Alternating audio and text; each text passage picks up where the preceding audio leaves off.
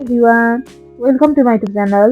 मैले चाहिँ मोमोलाई एकदमै मिठो बनाउने मोमोको किमाको रेसिपी लिएर आएको छु। के मसला राखेर कसरी बनाउने भनेर सिम्पल तरिका तर एकदमै मिठो हुने तरिका देखाउँदैछु। मैले आफ्नै बनाउने तरिका देखाउँदैछु। त्यसको लागि मैले आज चाहिँ बफ मोमोको किमा बनाउँदैछु। मोमोको किमाको लागि मैले सुरुमा त बफ किमा लिएँ आधा केजी। त्यसै गरी आधा केजी नै मसिनो गरी काटेको प्याज, मसिनो गरी काटेको बन्दा आधा केजी जति लिएको छु। हामीले बन्दा चाहिँ नराख्दा नै हुन्छ, यो अप्सनल हो तर राख्दा एकदमै मिठो हुन्छ।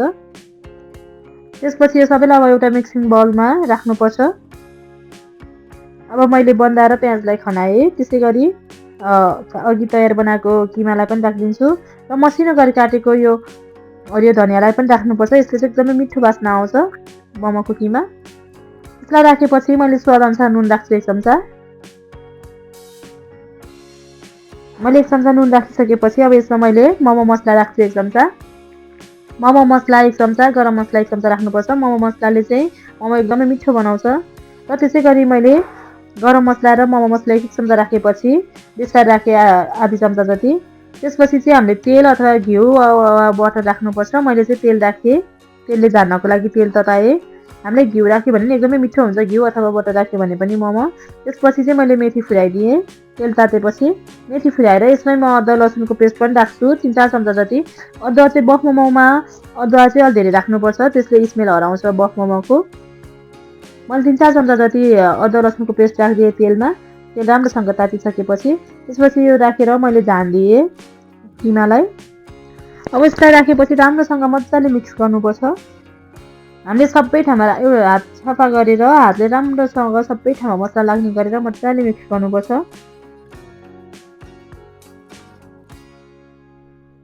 यसरी जति मिक्स गऱ्यो यो किमा चाहिँ हामीले जति मजाले हातले राम्रोसँग हात सफा गरेर जति मिक्स गऱ्यो त्यति नै मोमो मिठो हुन्छ।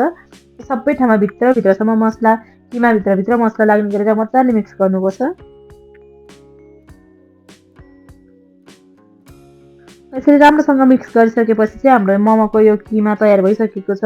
मैले चाहिँ घरमै मोमो बनाएको थिएँ। मोमो बनाएको बेलामा भिडियो राखेको छु। मैले चाहिँ यसरी मोमोको डो बनाइसकेको थिएँ।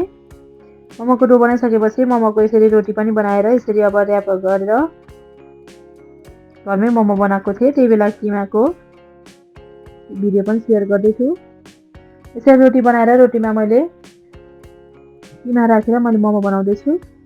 मैले मोमो बनाएको भिडियो पनि राखिसकेको छु। मैले झोल मोमो बनाएको भिडियो पनि राखिसकेको छु।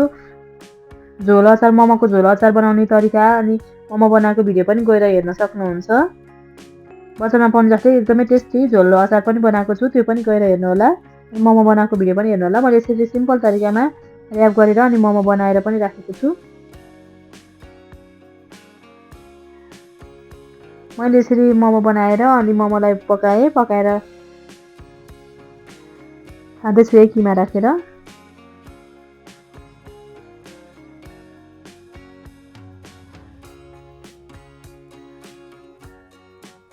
अब मैले सबै मोमोको भाँडामा तेल लाएर मोमो राखेर पनि बनाउँदैछु।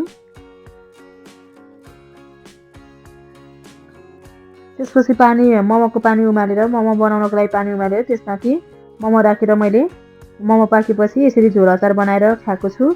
यो झोल अचार बनाएको भिडियो पनि मैले राखिसकेको छु, गएर हेर्नु होला पक्कै पनि। र तपाईँहरू पनि यसरी नै मोमो बनाएर खानु होला। यहाँसम्म मेरो भिडियो हेरिदिनु भएकोमा धेरै धेरै धन्यवाद।